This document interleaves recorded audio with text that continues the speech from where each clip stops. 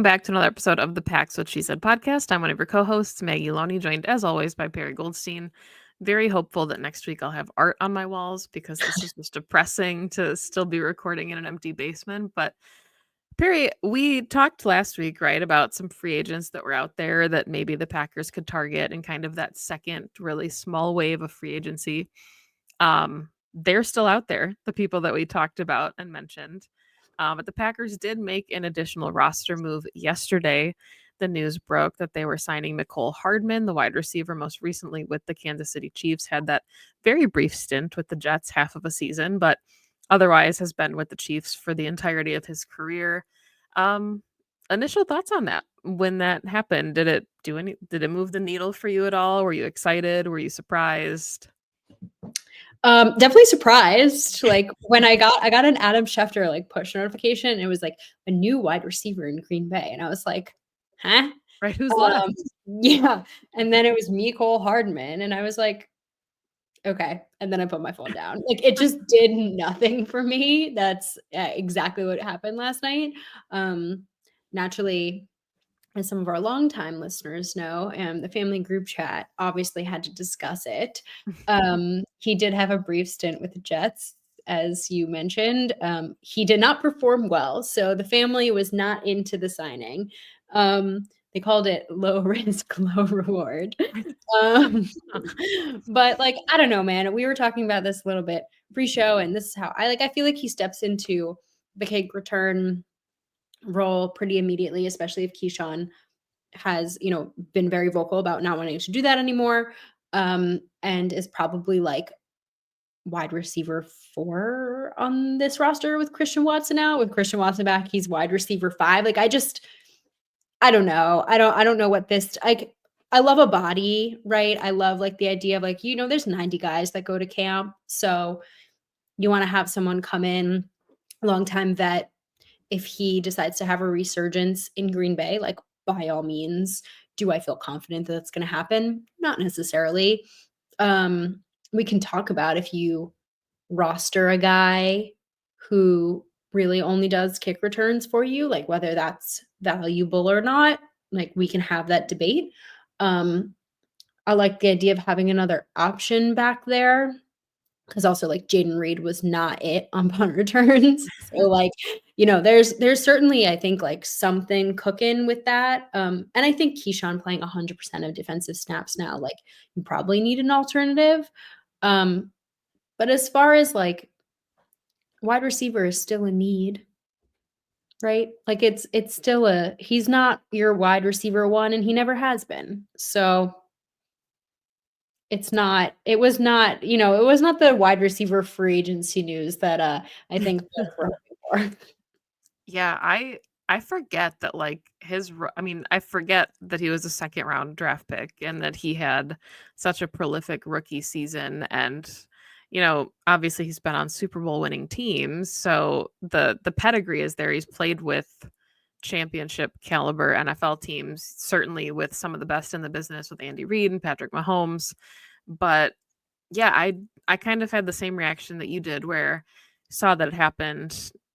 Rationalizing it was, yeah, this is probably your kick returner, and he's probably like a deep threat with Christian Watson gone. Like he's got the vertical speed that you could want to stretch the field, but again, as far as like where he lands on the roster, I don't necessarily think it moves the needle a ton. I think he's still not like in your starting 11 personnel, maybe in certain sub packages, but I think the perk, is again, if he takes over special teams duties, then Jaden Reed's not out there.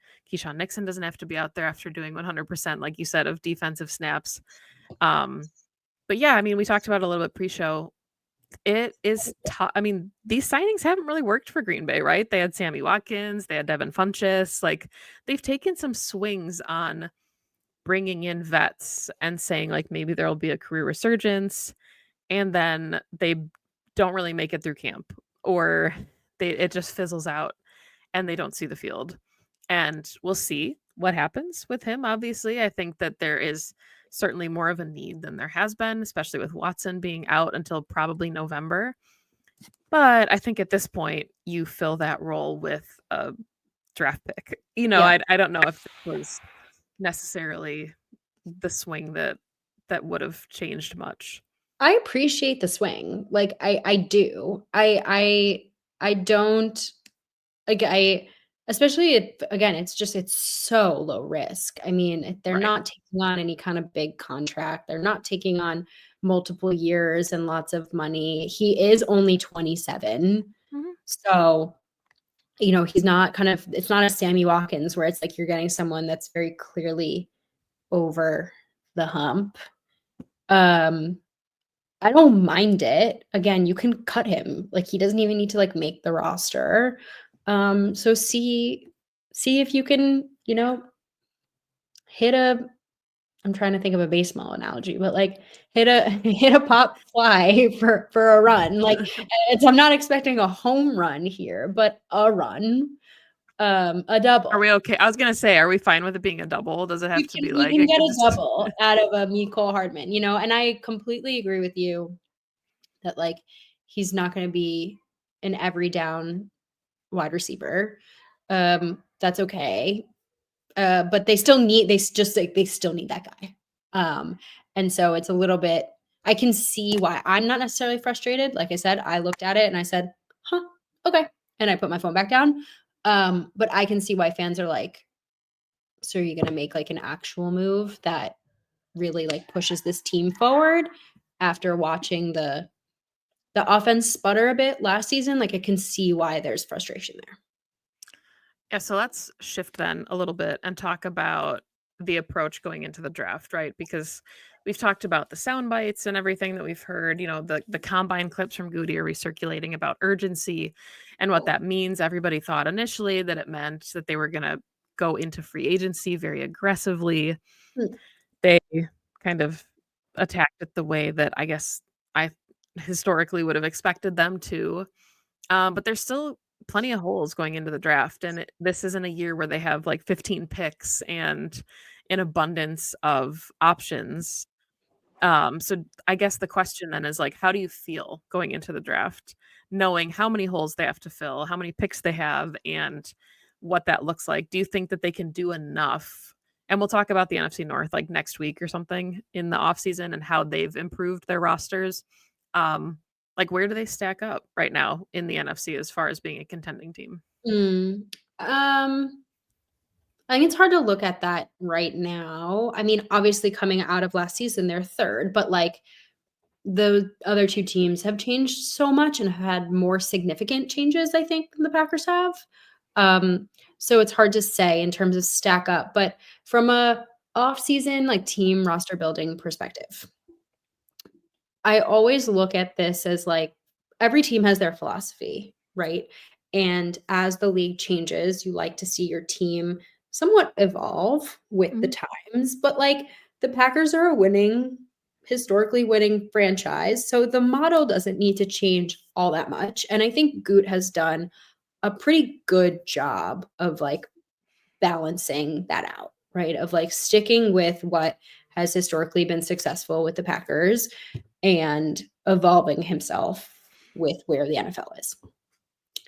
And I just think like we a little bit, those of us not in the room, like lose sight of that. Like they could have loved a lot of different players in this free agents class who wasn't even that good, to be quite honest. Like I didn't like there was nobody in this class. I was like, we need them on a bang on the table, It right? wasn't a Xavier McKinney year, It was like not a Xavier McKinney year. It was like yeah. an year, and a lot of players that I would have loved ended up just, like, staying with their own teams, Mhm. which, okay, those teams saw their value, great, like, good for them.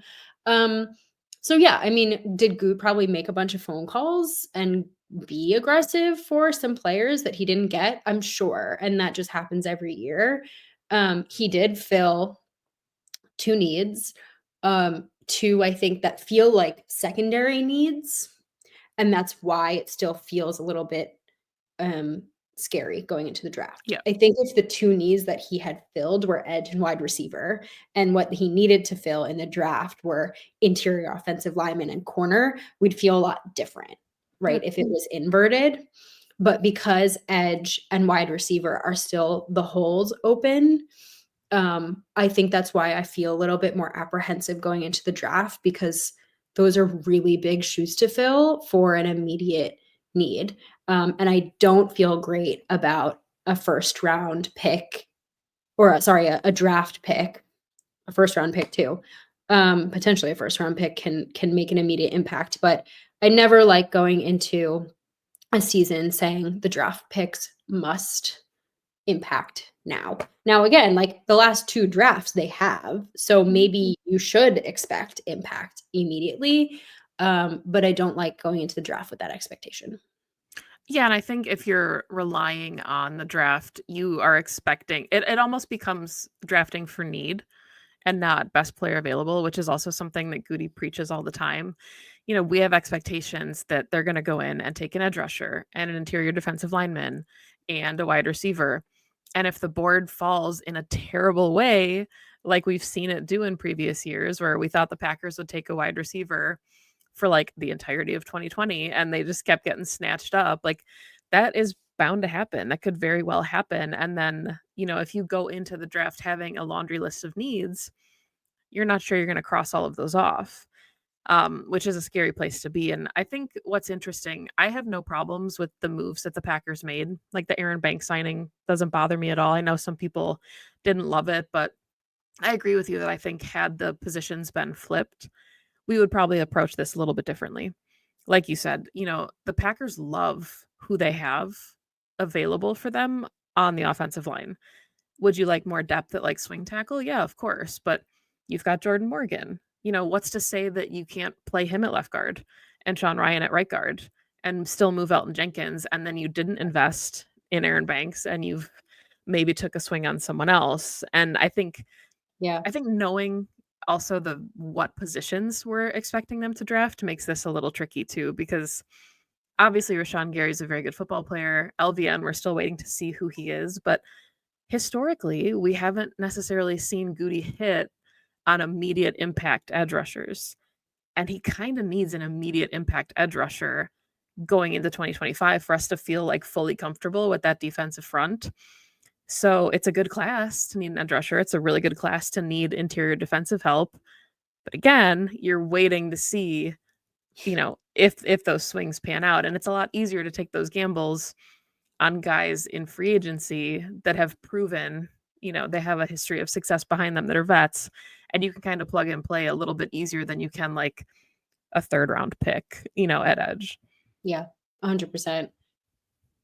And I look at like, if you're looking at net positive versus, like additions and subtractions, right? Mhm. The only change that was made in that room was a subtraction with TJ Slaton. Now we know that like TJ Slaton is not a world beater and, et cetera, but it just made the need feel that much bigger. Yeah. Which again, like TJ Slaton should not necessarily, but it's like you go from maybe needing, you need an edge rusher and you certainly need someone who um is going to be able to bring any kind of consistent pressure to now also needing additional, like very clear run stuffing depth. Um, and they don't have that on the roster right now anymore either. Um, I think to your point, I about like waiting on the draft, like for the draft to happen and like looking for picks is again, it's just, I mean, they're not doing that. They're not Mhm. sitting in the room thinking that way. But as a fan, which everybody listening to this is a fan, is going to make for a less fun night, which is unfortunate, or 3 days. Because instead of being like, "Ooh, who are they gonna pick?" You're just waiting for the position that you want. And I would rather my team do best player available, Mhm. because at the end of the day, like, the Packers are a very good football team. They made the playoffs. Like, they're a few impact players away, but, like, they're still a few impact players away. Um, I want your thoughts on wide receiver. Okay. Um, just because, like, again, free agency was, I mean, your options were DK Metcalf at $150 million, which I don't know. I also, you get DK Metcalf and his attitude, which I personally don't think fits in this Packers locker room at all. I would have been happy if he joined because he's an amazing player, but I think personality fit was a bit off. Um, Devontae Adams, who supposedly was, like, never an option, declining Cooper Kupp. Um, we always knew T. Higgins and Jamar Chase were going back to the Bengals. It was just a matter of for how much. Mm. And then you kind of get out of that tier. Um, so, like, are we really mad about something real, or are we just nervous from watching this offense in the last, month of the season and about what they're gonna do about it? I think the tricky part here too is that we expected this room to be able to do enough. And I think at full strength they probably could have. And I'm not saying that like if Christian Watson doesn't tear his ACL, they beat the Eagles, right? Like that's not the conversation that I'm trying to start, but they had to deal with Luke Musgrave injuries. They expected to have him as another key cog in this offense. Tucker Kraft had a really, really good sophomore season. Like the two of them together, fully healthy, should be incredible to watch in their third year as impact tight ends for this offense. And that'll mitigate some of the need for these like big play wide receivers.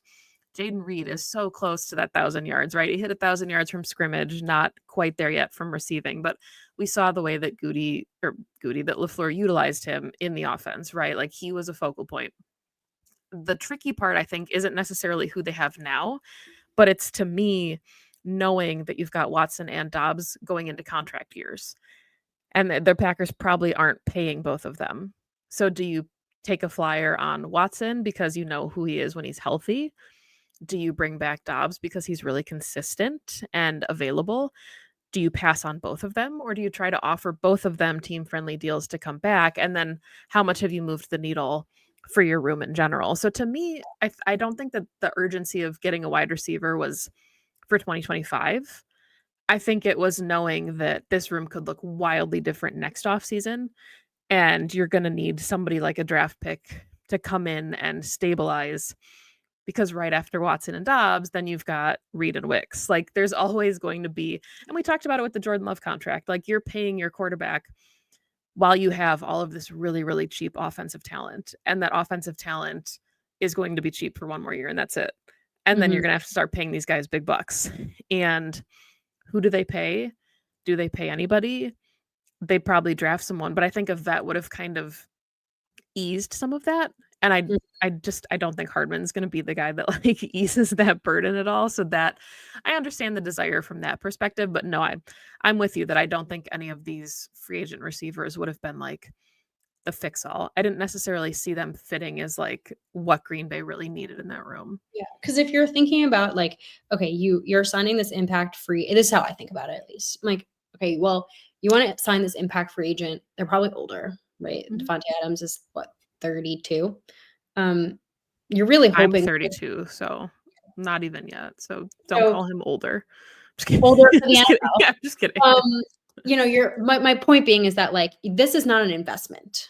This is Right. a right now, Mhm. and I appreciate the win now mode, Yeah. vibe, because that's where this team is. They need to win now. They have Jordan on the contract, like you just said, everyone else is cheaper. So, can we get this piece in this offense that can kind of put them over the edge? I just don't think that there was a single wide receiver in this free agency class that was going to do that, to your point. If there was, sure, but it felt like a really, like, cheap hit of dopamine that would not, when come time for the season, actually, like, done anything for this team. Um, I if you actually think about what you're talking about, which is, like, investing long term, but also, like, you're still trying to win Mhm. now. I feel like the Packers are in a place, this is my overall assumption, I don't have too much, I'm not talking to anyone at 12:65, so I don't know. But based on the way that I feel like they're making moves, we'll see what they do in the draft, but and the way that they talk about their offense is, like, I feel like they expect a jump from everybody. Mhm. I feel like they expect a jump from Reed. I feel like they expect a jump from Wicks. And again, like, you it's hard to be like, "Oh, they're basing all their decisions on, like, potential. Well, like, yeah, I mean, isn't that The what draft pick draft and is, like develop is? Like, that's what draft and develop is that they see where these guys are going to. And I also hope that Reed and Wicks, I think we know who Dobbs is now, but Reed and Wicks and Kraft and Musgrave all take that next step. Do I still want them to add to that offense? 100%.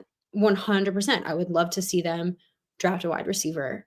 Am I saying I need it to be in the first round? No, but adding talent is important. Would it have been nice? I mean, if Mecole Hardman is an addition, fantastic.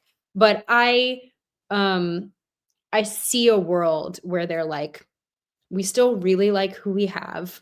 We Mhm. still see them taking a step forward. Maybe we need to readjust how we're using them, or we need to get Jordan healthier and get them all on the same page. We're gonna add talent, but, like, can we take a collective, like, deep breath on this? And I think too, like, you can see the plan or the pathway. Like, Tucker Kraft led the team in receiving touchdowns last season. He had 7. Jaden Reed had 6. Then Dontavian Wicks had 5. He towards the end of the season was like the security blanket that we called Romeo Dobbs all season. He was emerging as the red zone threat for Jordan Love.